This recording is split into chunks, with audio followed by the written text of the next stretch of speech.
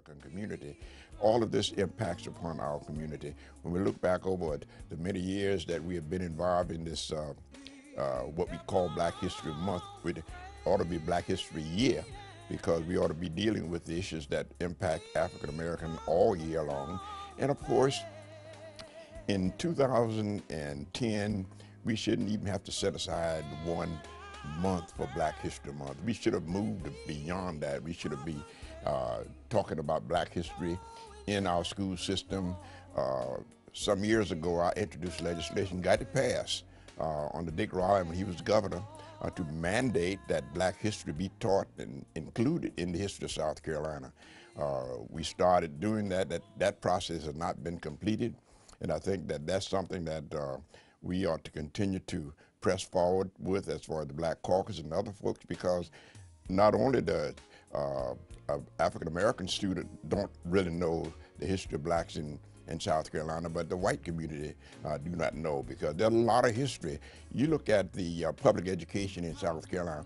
Public education in South Carolina was introduced by African Americans who at that time controlled the General Assembly in South Carolina. And that's why it's so important for us to understand those kind of history. If you had one message to leave young African Americans, as you well know, when you look at the prison population, and you look at the statistic as it pertains to unemployment, education in this state, what message would Senator McKinley Washington leave young African Americans in the state of South Carolina? I would leave this message, and how well do I know what you're talking about, Wendell? Number one, get yourself a good education. Get yourself a good trade. And when you do that, get yourself a good job in order that you might move upward, at least middle class, or upward if you desire. But without a good education, without making sure that you have a good attitude, because if your attitude is going to determine how high you go. I always tell students when I speak to them in our public school during Black History Month, I tell them, I say, you know, you have a bunch of balloons, and you can take those balloons, it can be red balloon, white balloon, black, yellow, and you can put some helium in it, and you can turn them loose, and they'll fly out of sight. And I used to ask them, what is it that causes those balloons to fly? It's not because of their color, it's not because of the shape of them, but because what's in the balloon, the helium. And if you get an education in your head, nobody can take that away from it, and you can fly as high as you want to go.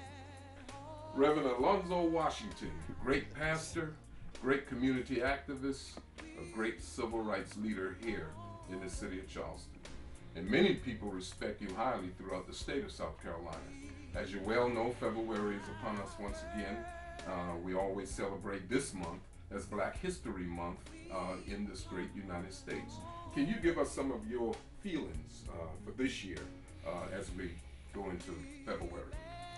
Well, Representative Gilliard, certainly as we move into February, and February is the month that I was born, the 11th, but as we move into Black History Month, and certainly it is a joy to be able to speak on Black History Month, but we move from the standpoint about Black history is one that we share a lifetime with. We have great people, men and women like yourself, who started a movement a long time ago, and as a result of information and education and spreading the message throughout the community, this nation and the world about the contribution that many have made toward this time. Our president said this is our moment, and certainly that's always before us, but we must be able to provide education for young people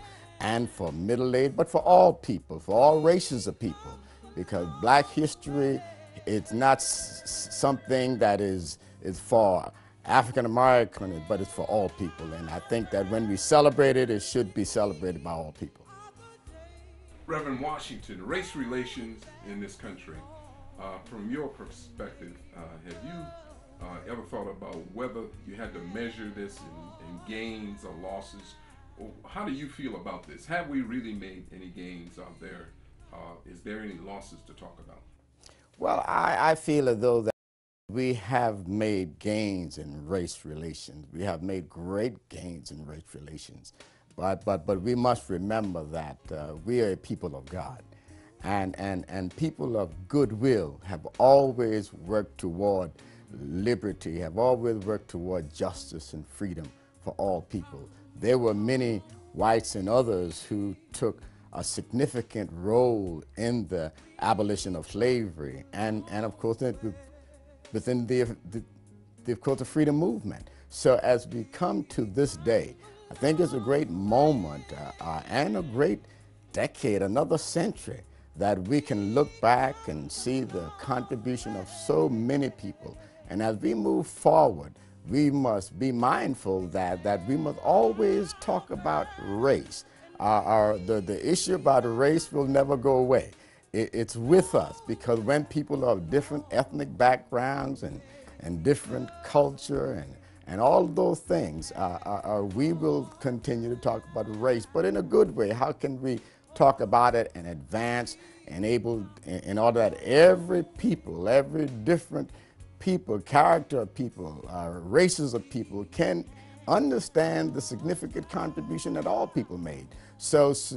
But I think that the race issue is one that we will always talk about.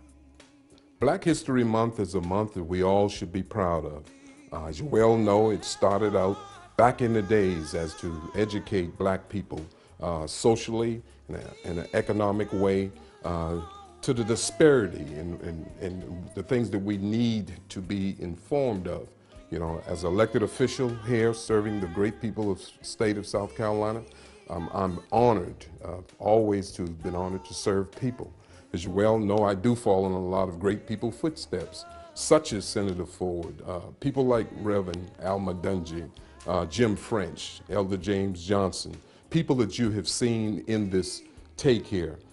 They have given themselves to the community in a very way that we all should be thankful of.